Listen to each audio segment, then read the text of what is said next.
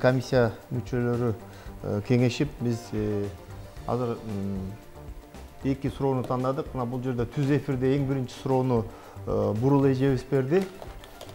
Бишкек шаарынан экен, 4 баласы бар. Мына үйү жолдошунда оформление болуп калган дейт. Ошону оформление кылып бүтүрө албай жатам дейт. Күйөөмдүн кайтыш болуп калган дейт. Ошол суроону эң биринчи суроо берилди го, Бурул эже. Ошону тандадык. Жана мына WhatsApp суроолору өтө көп болууда. 100-200 суроолор келип атат.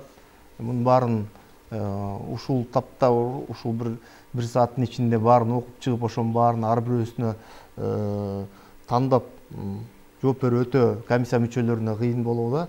Бирок ошого карабастан комиссия мүчөсү шартка байланыштуу мына WhatsApp'тан дагы бир суроо тандадык. Бул менин жолдошум камалып кеткен дейт. 4 жыл 3 айдан бери түрмөдө отурат. Срогу 9 жыл болгон. Кандай кылып кайсыл жакка кайрылсак болот? Кантип чыгарыш керек? 1 сотка үчүн камалууда, ал эми адам өлтүрсө 7 жыл берип атат. Мен 3 балам менен үйдө жалгыз отурам. 3 баламды багыш өтө кыйын болууда дейт.